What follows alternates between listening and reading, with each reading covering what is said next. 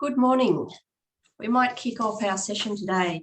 My name is Jacinta Whelan and I'm a partner at Watermark Executive Search, and on behalf of the whole of Watermark, our board, our search and our interim practice, I welcome you to today's session. My particular area of specialty is the interim executive market, and together with the interim partners Donna Burr in Melbourne, Lisa McAuliffe and Caroline McAuliffe in Sydney, we welcome you to this session, which is really aimed at educating the market. We take very seriously our role in partnering with our pool of people, and some of the feedback that we get is that it's quite hard to stay up to date, to get some of the latest thinking. So we host these sessions with a view and an aim to share through the contacts and the networks that we might have some of the latest thinking. We often switch between the hard technical data and some of the softer skills, and one of the sessions we'll have coming up later in the year will be one that's a bit more around mental wellness and staying well in this environment, which I think is important. I've got a few admin things to get through before I introduce our host, and I'm going to start with those. I've got a list here because I can go off tangent. So the session will be an hour long, 40 minutes will be slides, and then we've got 15-20 minutes of question time. I really encourage you to write your questions in the Q&A box or in the chat box. I'll be monitoring both of those. We've got a couple of stop points along the way where we'll be just taking a pause, seeing if there's any questions. We've also got some pulse questions so that in real time you can start to hear from the people on the call of some of the data that we've got. The session's being recorded, and at the end of the session we will be sharing a link of this information, which the Advisory Board Centre have very kindly agreed to share their IP with the audience, so we'll send that along. The other thing that we'll share at the end of the session with you is the recent interim survey that we've released, and the two reports are purely Australian data, which is something that we really want to share with you. We're both very proud that we deliver, because often the data that we all read about the marketplace is of a global nature, which is fabulous, but it's also important to have some more local data. So the commitment by the Advisory Board and by Watermark is something we're very proud and committed to doing. Today's topic is about advisory boards and what are they. Advisory boards sit alongside governance boards, and many of our interim executive pool choose a portfolio way of working, and often the mix of that portfolio might be some interim roles, which is where we would come in, or your own network might come in. People often tell us they've got some board roles, and then within board roles it feels like they can be either governance or advisory. So that's the part of the channel to market that we're exploring today. We're digging a little deeper into this sort of board role.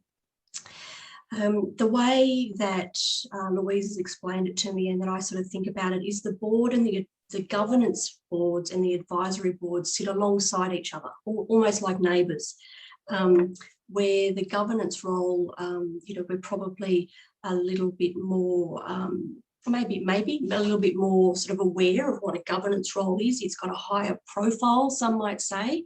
But this role of an advisory board is really, really growing, and more people are doing it. So we wanted to look under the hood of that a little bit more. What is it? What's some of the data? Why is it growing? And to do that, I thought we should be getting the expert in to do it. So as we pop the bonnet and look under it, I would like to introduce that expert, Louise Broekman. And I'm going to read her bio so that I don't miss anything. Louise is an award-winning entrepreneur, researcher and a business advisor with industry and government recognition at a local and national level for her contribution to the Australian business sector.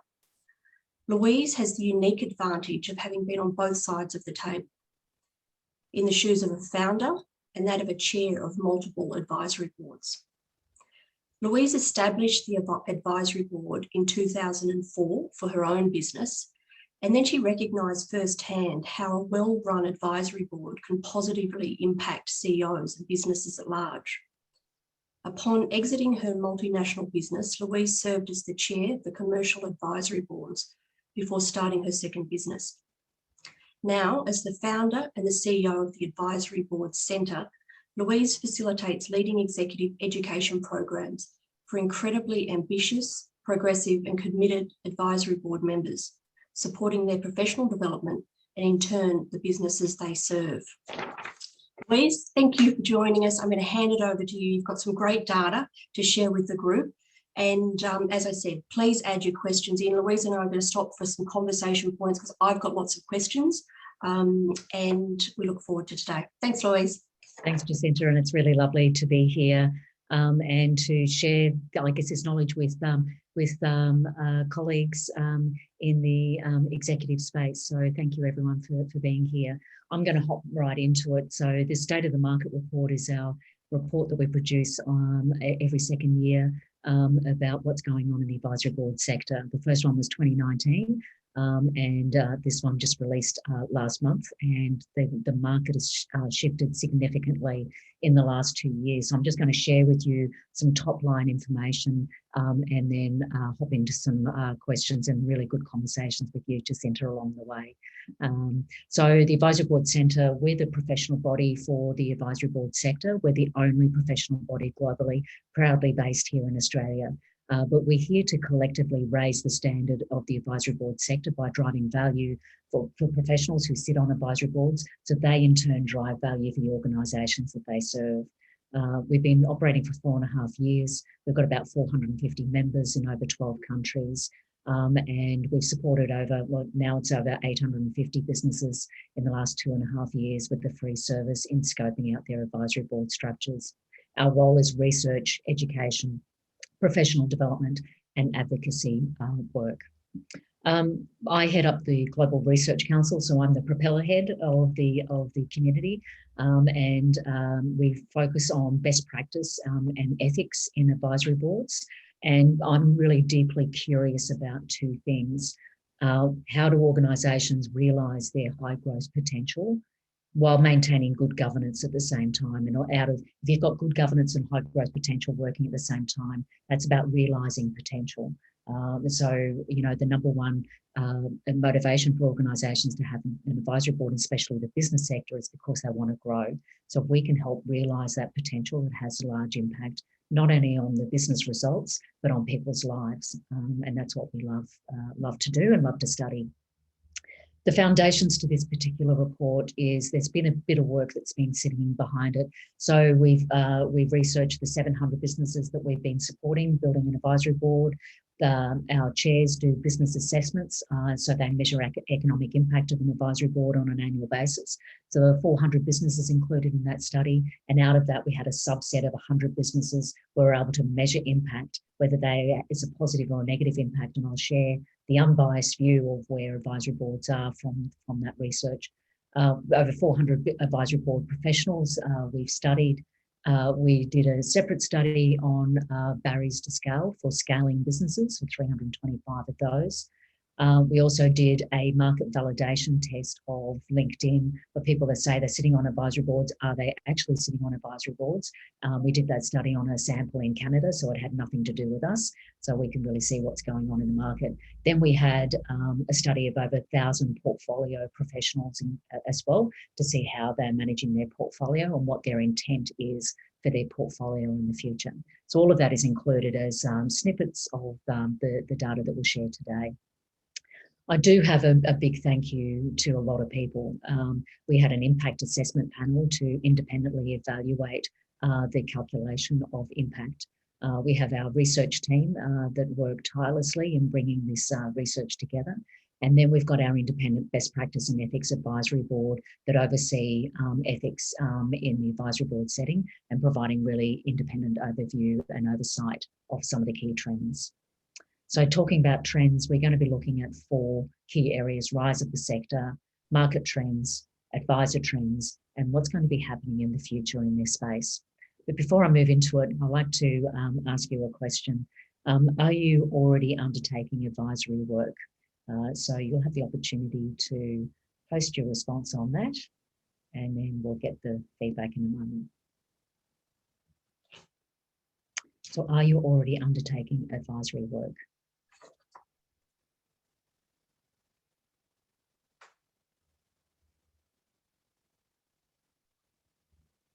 We usually have about a 30-second wait here while we get that data, which Ali will share with us. Great. And I can't vote, so I can't see the result. Oh, okay, very close. So we've got 47% of participants now currently undertaking advisory work, which is great. So that means that, you know, the insights that we provide is really meaningful to you. And for those that haven't, provide you with new insights in this part of the market. So thank you for doing that. Okay, I'm just going to go into first of all, the what's going on in where advisory boards sit in the market. So where organisations engage advisors goes from an informal level to the most formal. And informally, businesses and organisations get advice from family and friends, whether they like it or not, they're going to get advice. And that's really subjective and really supportive, wanting the best for you because they know you and love you. Peers in business, where you collaborate and work together and provide mutual support. Business network groups, where they talk about it's lonely being in business, so entrepreneurs supporting entrepreneurs. And then informal advisory boards is where the market used to be, where a business owner would chair their own advisory board, bring a few people around the table that they would know and trust, not pay them, but they kind of fizzle out after 6 months, but really supportive and really helpful for people that don't have a budget as well. Then you've got the one-to-one engagement where you've got an accountant, consultant, business coach or a mentor or an expert or an advisor. That's where expectations in the business sector predominantly really fray with regards to their expectations of one person having the answer to everything.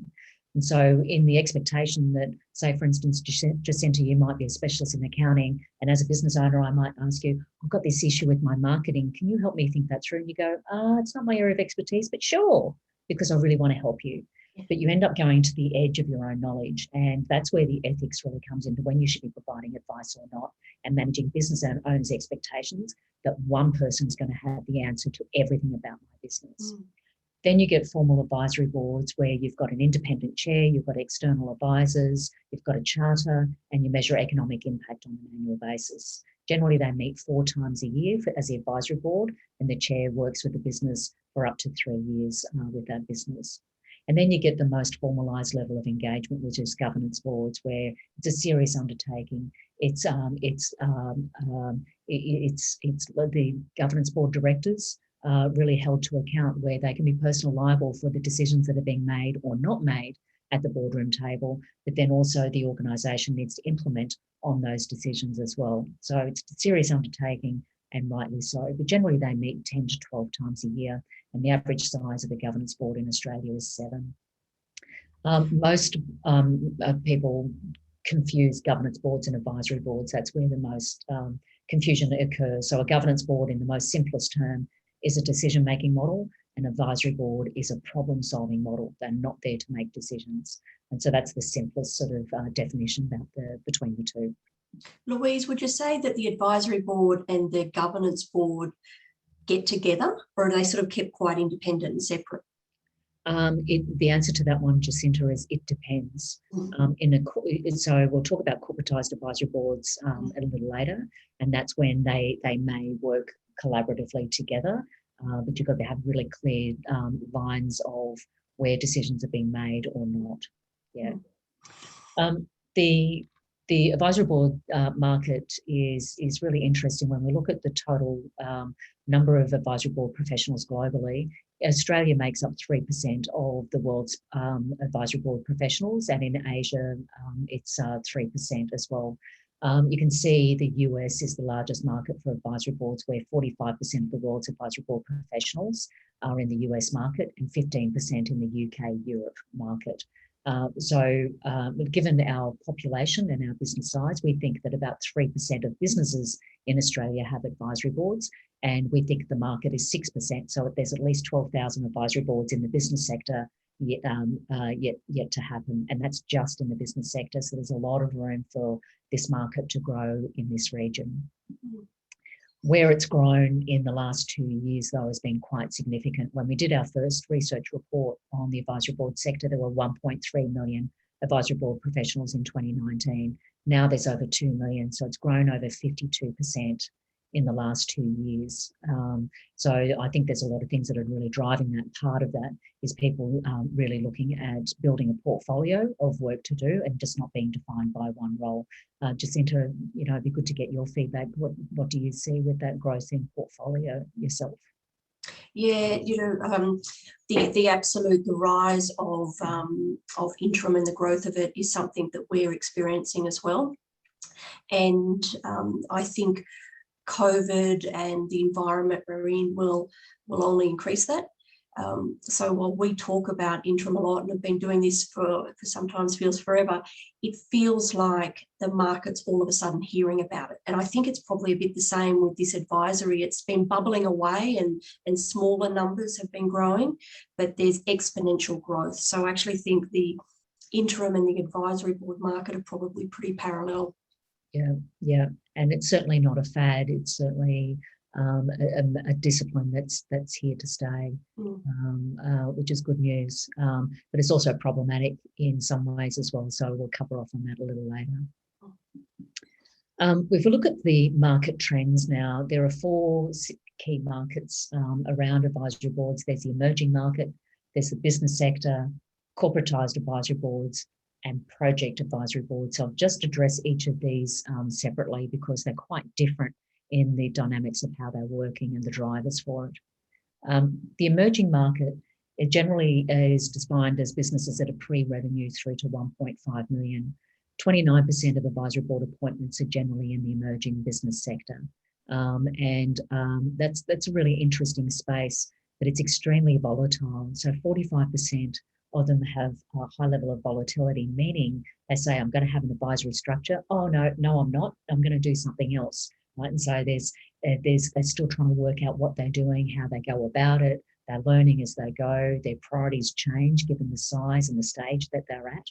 So those that are sitting and providing advice to that emerging business sector, which is both startups and scale-ups, you've got to have a high level of compassion and understanding that it's complex, and you need to be able to move with where they're at and meet them where they are and bring them on that journey, because will most likely change their mind while they're still working that out. You either really appreciate that or you don't. So if you don't like that kind of volatility and like certainty, don't work in that space, because that's just the nature of where it's at. The accelerators and incubators make up a large part of this market too. And the most common models for advisory structures in accelerators and incubators are advisor panels. And we've been testing that out for the last 8 years for different types of models, what works, what doesn't work, where are the ethical boundaries between an advisor, a mentor, a professional service provider and an investor. And advisor panels are consistently the simplest and the best way to manage advisory sort of structures in accelerators and incubators. The other part of the market, which is really interesting, which is a study that we did last year on 325 businesses, which is around the barriers to scale. And female founders there's a lot of female founders in this market, the $220,000 to $750,000 range of businesses. And the key barriers that we find their scale for growing is their ability to be able to delegate. How do I do it and who do I do it with?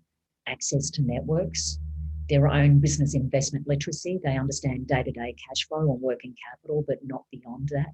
And then the execution gap. How do I actually execute on the strategy? So they're really interesting drivers and key points of need for businesses that are in this market. The business sector is generally defined as $1.5 to $100 million turnover. There are different subsets of that, the 1.5 to 10 million, 10 to 30, 30 to 50, 50 to 100. They're all quite different in their makeup and their pressure points in their business, but we do find the most common starting point of an advisory board, the mode, is sitting between $1 to $1.5 million in revenue turnover. But the average size of a business that has an advisory board is 18 million in the business sector. So we know the sweet spot for advisory boards is that 5 million to 30 million. There's a lot of value that gets created from the advisory board for the organisation as well as for the business owner themselves. But the most common structure for an advisory board for the business sector is generally 2 internal representatives, business owners, 2 business owners, a husband and wife team, could be a business owner and an investor or a business owner and executive. Then you've got an independent chair and then 2 external advisors. Independent chairs, the certified chairs, will generally take 3 months to establish the advisory board and then bring the advisors in, and they'll work from between an 18-month to a 3-year time viewpoint. But they review it on an annual basis to make sure those voices are still the right voices around the table. The investment for an advisory board in the business sector generally is between 40,000, but most commonly 70,000 for the full advisory board model. And in the corporate market, those rates are double that. But for the business sector, it's really quite a very achievable investment to be able to have some of the finest minds sitting behind them, supporting them in their strategic thinking. Louise, that dollar amount you've put there answers one of the questions that popped up on the chat, which was what proportion of advisory board roles are voluntary? So, when do you get paid, when don't you? Would it be fair to say that in that startup space, that's a bit more voluntary? There is more voluntary work in the startup market, but that's when also you get a lot of ethical issues between people saying, I'll give you advice, but I want equity. So there's it can be problematic in that space, but there is a lot of pro bono type work being done where it's blending between an advisor / mentor. The not-for-profit also, there's pro bono work in that as well as advisory boards in government that's pro bono. But I'll talk about portfolio size in a moment. That will help into that as well.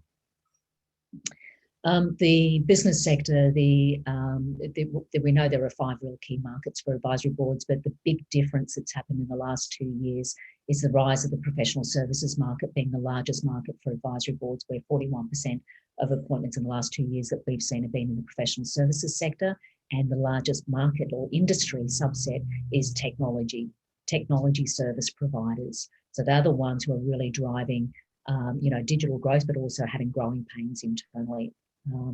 Now, when businesses want to engage an advisory board, we know that 75% of them are saying our primary motivation is to grow. We want our advisory board to really support us in that.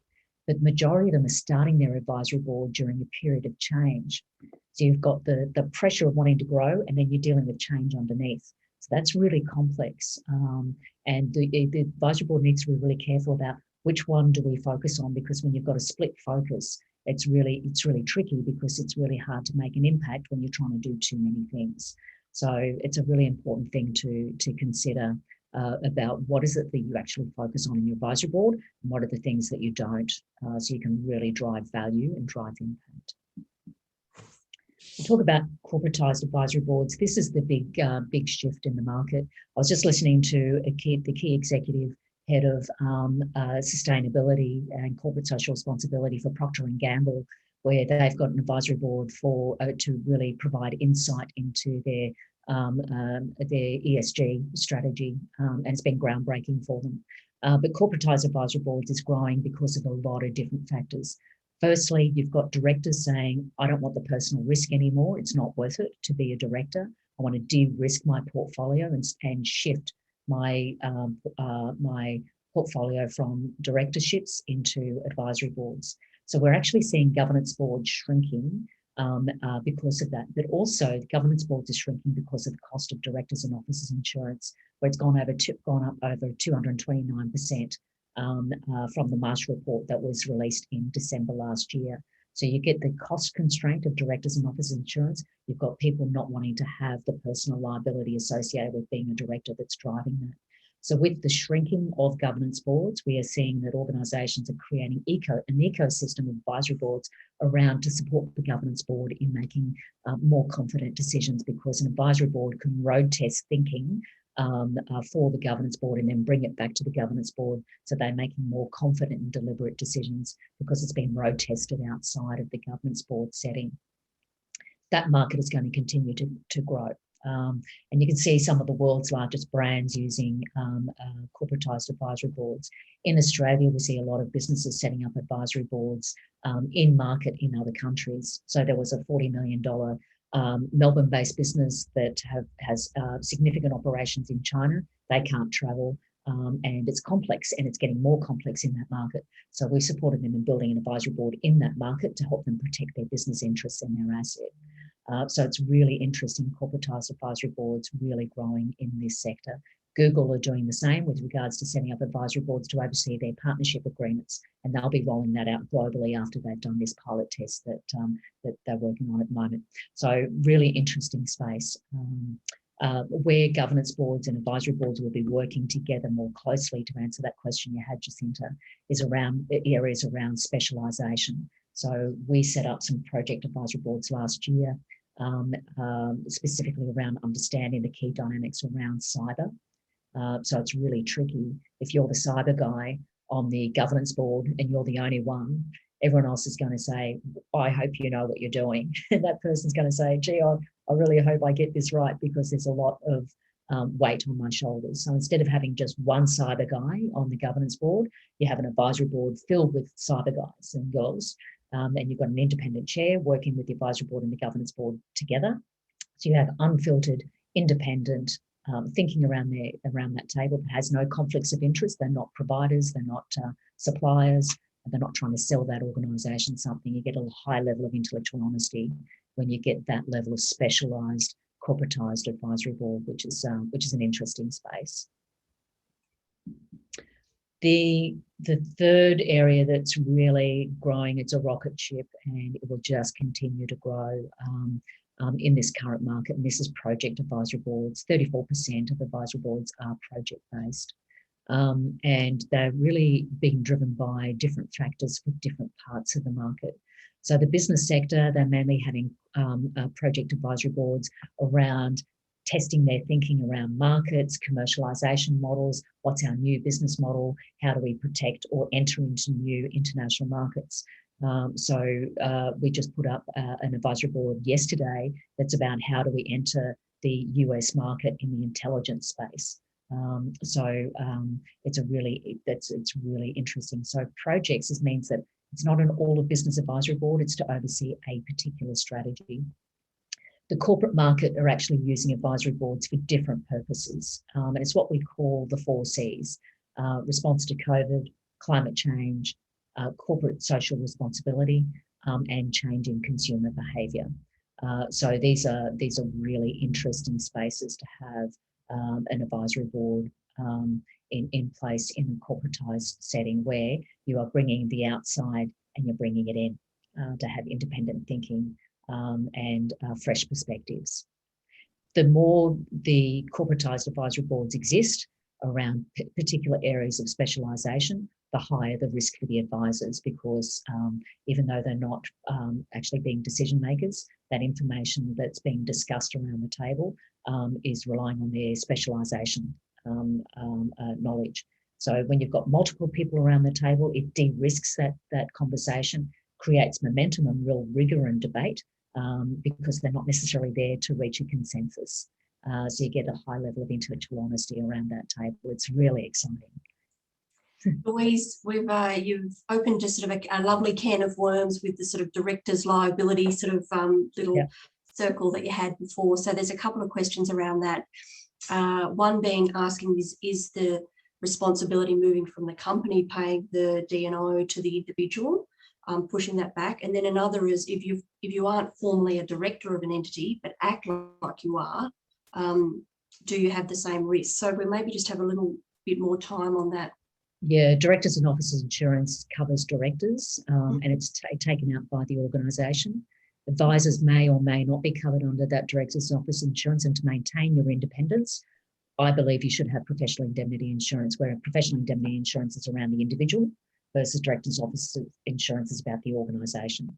So having your own professional indemnity insurance is critical. We've actually working with the Insurance Council of Australia. We've got an advocacy statement going out next week, hot off the press, going out to the insurance sector about best practice advisory boards and if you've got practitioners who are dedicated to best practice, they should be rewarded for that and get better coverage for it by demonstrating best practice versus those that are winging it and not really looking at the ethical frameworks and the way they make decisions. Because those that don't know what they're doing do have the issue around potential shadow directorship. And that's why if you sit on advisory boards, and especially if you're chairing an advisory board, you've got to know what you're doing. So would they be seen as shadow directors, or is it different under the Corporations Act? Well, it could be if they're not structuring it right. If that advisory board is meeting, more than 4 or 6 times a year, you'd be hard pressed to say that they're meeting 12 times a year, you'd be hard pressed to say you're not getting involved in operations. If they're being involved in when the decisions are being made, and the minutes or the action plans really show that they're a decision maker, then you'd be really hard pressed. There's a question here coming up, and I know we said we'd stop, but they're in real time. Are you seeing people move from the advisory to on the board?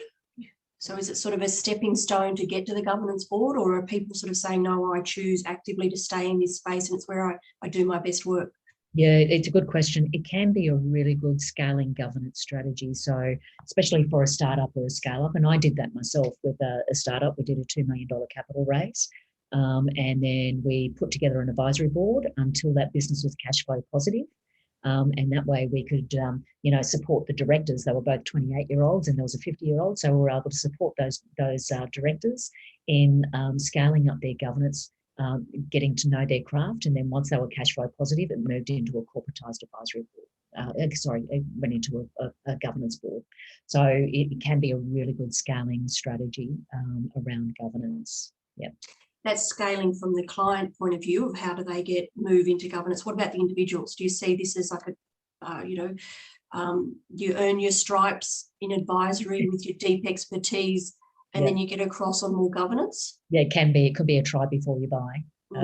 Absolutely. But knowing though the conversations are different. So there's one organisation that did that, and they moved their advisors into being directors, and they said the conversations were completely different. And so they were a bit shocked because the way that the conversations were happening were different. So just be aware, you've got to flick the switch.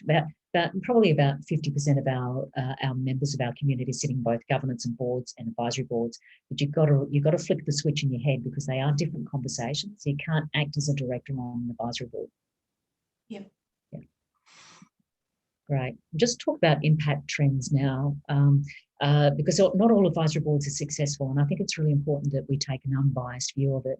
But what we did find in those 400 organisations, that 90% of them had a really positive relationship with their advisory board, where they saw the impact being over 15% on their financial results and over 30% around business confidence. And I'll talk about business confidence in a moment because that's a massive result. And so we've dug in deeper on that. But 10% of businesses have not reported a positive relationship with their advisory board, saying it had a 6% impact on financial results and 5% on their own confidence in their business. So as soon as I saw that, I just dived into the data and go, what's going on here? And the one thing that was different in the information, there was only one from the positive impact, was it was issues around cash flow. So advisory boards is not the answer to everything. You've got to be really careful about it, about making sure it's fit for purpose. And so if a business or an organisation has a cash flow issue, and then they say, we're going to put an advisory board to help us fix that, saying we want someone else to fix that, that's not the right mechanism. An advisory board is a long-term, future-focusing conversation. So if a business saying, I need this thing fixed, and I'm going to put more money into an advisory board while I've already got a cash flow issue, that is not a good situation. So you've got to be really very honest about the environment that you're in, sitting on the advisory board to say, is this the right mechanism or not? Do we need to get an expert in? Do we need the governance board to step in? Or, do we need legal or accounting advice? That's the kind of environment where advisory boards are potentially not the right mechanism to solve everything. The business confidence thing, though, having 30% improvement in business confidence, you just go, wow, that has a huge impact not only on the business but on the lives of individuals. So if you're feeling If you think about you woke up today, if you felt 30% more confident when you woke up this morning, what would you be doing? How would you be feeling? And I think about this from a business owner's point of view. I'm a business owner, Jacinta, you are. If you were feeling 30% more confident, for me, when I look at that, I think that's 30% more sleep. That's a great result. Right? You know, I'd be a much better human being if I had that. So how do you feel about that, Jacinta? Yeah, I hadn't actually thought of it that way, but it's I love your sort of positive attitude anyway about how you approach this, but it can only be a good thing to be more positive, right? So Yeah. if that's what advisory boards is, that's what it's indicating, then that's great. And it's a really hard thing to quantify. You say, if that's the result of an advisory board, people say, what is the, you know, what kind of impact, what can I expect? If you feel like you're feeling better about what you're doing and where your business is heading and the alignment of the business to yourself, then that's a fantastic thing. But it's hard to be tangible because it's about how you feel about your business, not necessarily just the results.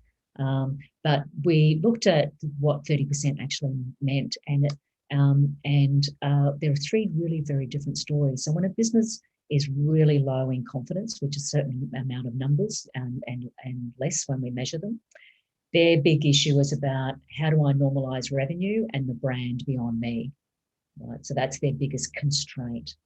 Medium confidence saying, oh, the business is going okay, could do better. Yeah, it's kind of, she'll be right type where the business is at right now. When they're doing that, their key issues around confidence is how do I delegate and build controls to normalize the business model beyond me, which is really different to the first story.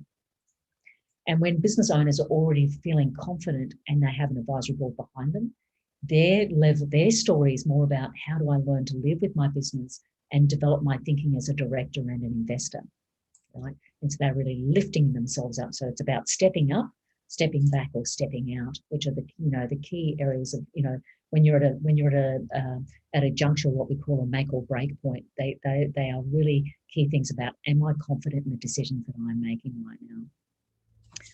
Louise, I've got a couple of questions if I can before we move on too far. Let me go and read one out. Where the minutes show they're making recommendations to the board, does the fact that the board makes the decision break the nexus of being a decision maker involved in operations? Yeah, it's an interesting one. Advisory boards generally don't make recommendations, they review options. As soon as you make a recommendation, you're kind of moving into a consulting mode. So you've got to be careful of the language that you show. But yes, if you show that the minutes or the action plans that the advisory board have really reviewed options and really, provided their own individual feedback, because they may not always agree, right?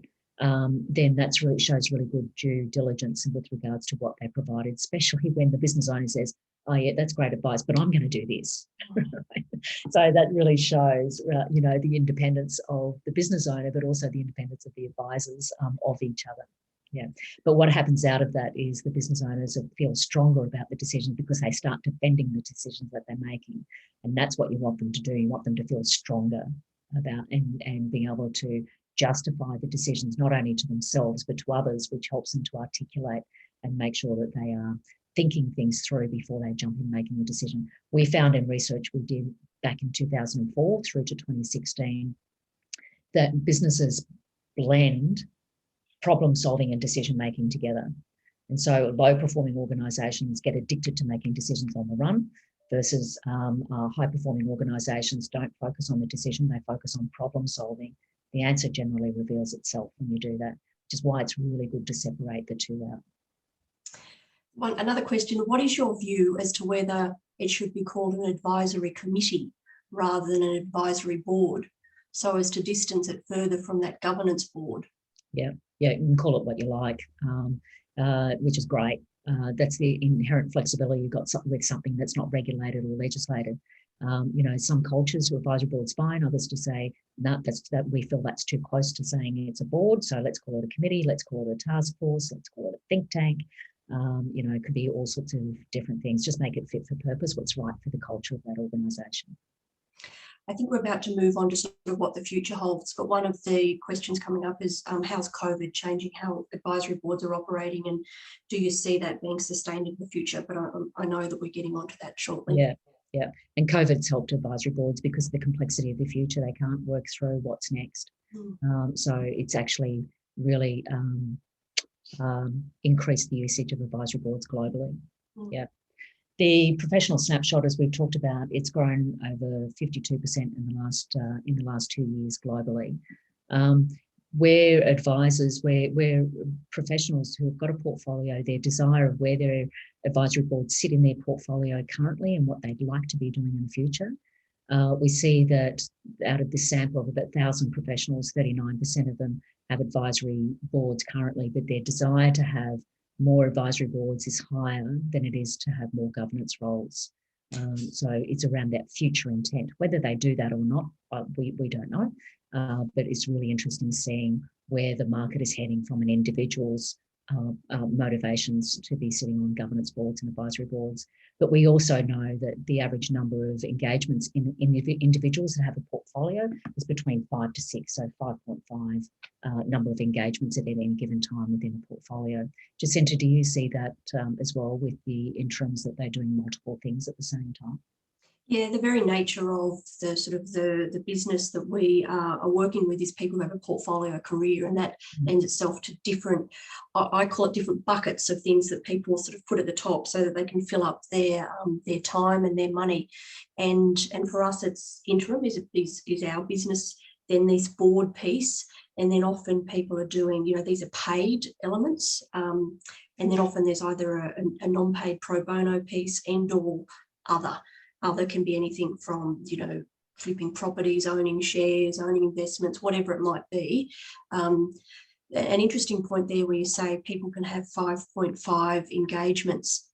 I hear from people who do governance boards that, there's an unaccepted, not unaccepted, there's sort of an unwritten rule that you can probably handle about 4 boards because of the time it takes, etc. So it would seem that the time commitment's a little less, so therefore you can have slightly more with advisory boards. So that's something that I can see is different in those numbers. Yeah, you've got to be careful to your own personal bandwidth, but you've also got to be a champion for the business that you're supporting, and how many, can you actually, have you got the mindset and the bandwidth to be able to do more? Yeah. There's a pulse question that we've got now with Ali. Are you planning, or would you like to take on advisory work?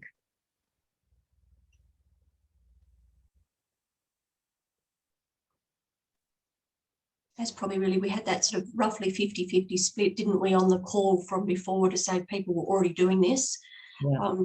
One of the questions that's asked that we'll sort of dig into at the end, but how do you go about getting advisory board roles?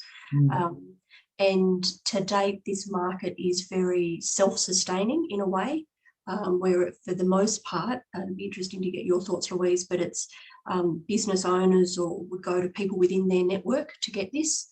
I think as any market emerges, like our interim market, you'll start to see more of a broker model come in, where an organisation will say, the people we know in our network is limited and the expertise in that group is limited. What if we had an independent person who could get us all the best people and present them to us? So I think the rise in any market shifts a marketplace along from self-sustaining to a more formal marketplace. Yeah. So I would see that advisory boards will sort of go on the way, on that journey that boards have been going, governance boards, of more intermediaries finding those roles. Yeah. Yes. And there's a lot of opportunities in that, but there's also with a lot of care needed to be taken in that as well around independence. Great. Get those results there. 50% of people would like to, and only a small percentage of people who don't intend to, which would probably, you're on this session because you're interested to know about them, so that's probably not surprising, but just wanting to show you as well that of of those there. So what's the sentiment out there for people interested? Yeah, and that's good. That's really in line too with what we just talked about, the future intent to move into this space. Yeah, that's great. Thanks, Alan. One thing we're going to try and bring into it is, can we touch on the economics of advisory board roles at some point? Absolutely. Yeah, happy to do that. Where the future's heading with it is, with this growth in the sector, it's problematic. It's a great opportunity, but it's problematic. We've got 2 million advisory board practitioners out in the market who don't know what they're doing. That's a problem because it's not regulated and legislated. So without that regulation, self-regulation really becomes important. So we released the world's first best practice framework for advisory boards last year. And best practice standards are really different, where that's the one way of doing things. And so you follow a bouncing ball. You can't do that in an advisory board setting because the flexibility is its strength. Right? So you can shape it in a lot of different ways. So instead of being process driven, we're having it principles led. So it's ethical frameworks to be able to navigate what's the right thing to do in this particular situation. So it's about having the right purpose, the right process, and then the right people. So about having clarity in scope, the structure and discipline, and having measurements in place, and then having people who are independent and fit for purpose. And this is where, on the brokerage point of view in this, Jacinta, they need to know what their purpose and their process is before they start bringing in the people, so that it is really purposefully driven towards the priority of the organisation, not just the people that we think we need. It's really carefully planned out. So, the changes that have happened in the market since we've developed the professional body is that best practice frameworks, there's market education, there's the curation of advisory boards through a free service that we call the Advisor Concierge. So organisations have a sounding board that's independent. There's credentials around chair certification, approved advisors, and there's economic impact measurement of advisory boards, so we can see how when this market matures, where advisory boards are adding value and when they're not. So I think that's important for the future. We do have an independent best practice and ethics advisory board that have members from Australia, from Mexico to Singapore. They're representation of government-owned organisations, corporate entities, the business sector, and accelerators and incubators. So they keep me honest. Jacinta, they keep me really busy, but it's really great to have this independence in the thinking for the oversight of this sector as it continues to thrive. Louise, if you said something lovely when we were getting ready for the session today. You said that in your mind, the collaboration is more important than the competition. Can you talk to that comment? Right. Sharing these ideas and, did you call it a collaboration board? Yeah, so I'm just trying to think back to that conversation, Jacinta. So it was really about, we were talking about how do people go about getting these, and it's self-sustaining, and in your network, people are willing to put the requirement onto your shared community because you're all about a good end result rather than competing for the actual role. It should be the best person that goes for the role. Right, absolutely. So collaboration was more important than the competition for the role. Absolutely. An advisory board has a lot of moving parts, doesn't it? You've got, you've got a chair, you've got external advisors, you've got the organisation. So, and you're individually, you're not going to be the fit for everything. And so you need to be honest about where is my value and who's going to value it, and know where the boundaries are to that, saying, I'm not the best person for you. You might start setting up an advisory board and realise, I'm actually not the best person for you. Let me help you find the right person by putting an expression of interest together through the Advisor Concierge. So you get the best people for your business rather than just the best person that's in front of you. And I think that's really, really important. The same thing with us as the Advisory Board Centre being a professional body. We don't charge for the service we provide to the business sector because they need to know that when they talk to a player, it's a complex decision because they're trying to work out what's my model, and then I've got this person in front of you. So they're trying to think things through, like problem solving and decision making. Putting those two things together is really hard. It's the same thing about saying, is an advisory board right for me, and is this person in front of me the right person for me? So if they separate it out, saying what is the structure, what are my priorities for my business for the next 18 months? What are my structure options? And then from that, I'll be able to see what kind of backgrounds do I need to be able to drive that strategy. Then get crystal clear around that, creating expressions of interest then for the advisory board members so that they're separating that out and saying, these are the best people for my business. Collaboration is everything in our community. We select less than 10% of those that apply. We've got the credentials, so we've got a common foundation of what good looks like, so that those ethical frameworks is that everyone's got a use-by date in an advisory board, right? So you need to be able to hand over your role to somebody else. Yeah, it's not just about winning a gig.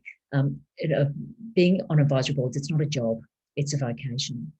And when you sit on an advisory board, you've got to be the right fit for them. You've got to be an absolute champion for what they do, and really add value to what they're trying to do, which is why I love the spirit of the advisory board community, because everybody's there. Most of them get paid for the work that, people choose to do pro bono, but most are paid.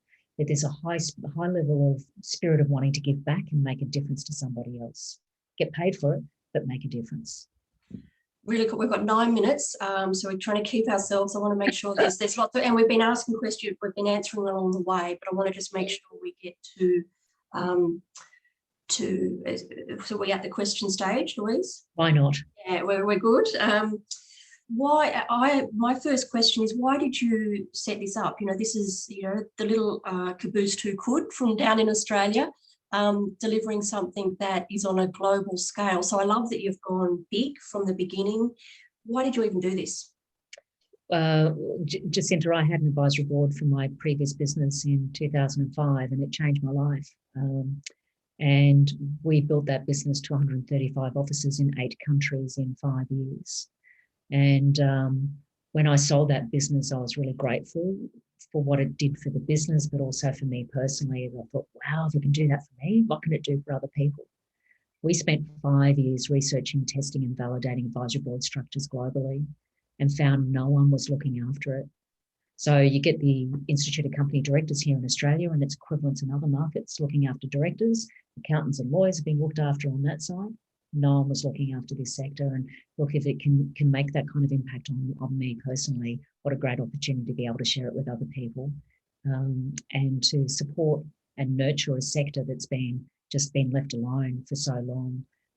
It's a privilege to be able to do that. So basically being able to do this, Jacinta, want to make an impact, do really good work and support other people in doing good work and basically not stuff it up. There you go. Just wanted to let everyone know the slides will be shared at the end. There's been a couple of questions. Louise, clearly you've sort of hit the mark with some of this information, this data, because Louise is kindly willing to share this with those who are attending. So we'll follow that up at the end. I feel like we answered them all. The lots of comments around a great session, and really appreciate it. Can you talk to me about the data was global, and this is an Australian numbers in here. So can you maybe distinguish between Australia and global? Yeah, so the statistics around the professionals is global. The business data was around Australia. The majority was 95% was Australian data. Yeah. So it's very current to the Australian conditions. And then why now? Why is this big now? Is it COVID? Is it bigger than COVID? Has it been building before? Why? We've all heard a lot about governance boards, and this one's been bubbling away, and I'm just wondering why. I think a few things, Jacinta. You've got for the business sector, the raw ambition to want to grow, but being constrained by travel is, and there are a lot of Australian businesses wanting to grow in international markets. That growth of advisory boards in international markets for Australian businesses is absolutely there. The corporatized market is because governance boards are so constrained, they just don't have the bandwidth to focus on what's next. And this is kind of relating also to project advisory boards about we can't, when you've got times of uncertainty, you can't, say our advisory board, we need to focus on that because that's just too far when it's uncertain. So, but we can focus on what's next. So this is where project advisory boards are just absolutely right for the market for where it is today. And that's where the rise of 90-day advisory boards through to 18-month advisory boards is just makes really good business sense. It's agile, it's focused, it's goal-orientated. You know, you get the right expertise around the table to help solve problems of a specific nature, and then they're able to be implemented. So that absolute target about what's next is really, really, I think, really important. The corporate social responsibility piece is absolutely, on market. So one of our chairs is the Senior Vice President of Unilever in Singapore. So he's setting up advisory boards internally inside Unilever to really navigate their zero carbon emissions by 2030. So these are big problems that need to be solved. If there's independence in the thinking, so you break you've got a circuit breaker on the way that people think and work together by being able to allow the outside, bring it in. It's a really effective way to be able to solve some of the world's biggest problems, and we need directors to be really brave, and we want to support them in making really good quality decisions that aren't necessarily going to be popular with everyone. So they've got a big job on their hands. If they've got a thinking system that sits behind them to support them through what's the right thing to do, that is where the market is now and where it's going to continue to be around COVID, climate change, corporate social responsibility, and then the change in consumer behaviour. They are what we call the 4 Cs, and I think there's a lot of mindfulness that needs to sit behind the decisions that are being made. Would you say that the governance board and advisory board are competitors in a way, or are they, are they friendly neighbours? Or where does that relationship sit? Yeah, well, if it's not structured, it'd be problematic, which is why you need chairs who know what they're doing, because you can navigate a corporatized advisory board in a lot of different ways. The mapping process is really important. So generally, it takes 3 months to set up an advisory board for the business sector. It takes at least 6 months to set up an advisory board in a corporatized market, because you've got to understand the organisation, where different roles and decisions are being made, map that out really carefully. So when it's established and where it's piloted inside an organisation, it's really purpose-driven and not creating competitive conversations internally. There's a couple of questions that I want to honour that we committed to everyone that hour, and the top of the hour is dawning. But is this? Do you get accredited? Is it almost like someone's written here? Is it similar to company secretaries where there was sort of a professionalisation of this? Is that what this is? Yeah, so we've got the Certified Chair Executive Program to create certified chairs. So there's a whole methodology that get provided. It's a 4-day program, understanding advisory boards, foundations, advisory boards for the business sector, corporatized advisory boards, and how to build that into your portfolio. And then there's a whole methodology, best practice methodology that sits behind it. So our community are really dedicated to that, and that enables everyone to collaborate because we've got a common language, we've got common understanding of what works and what doesn't work, and then we learn from each other as well.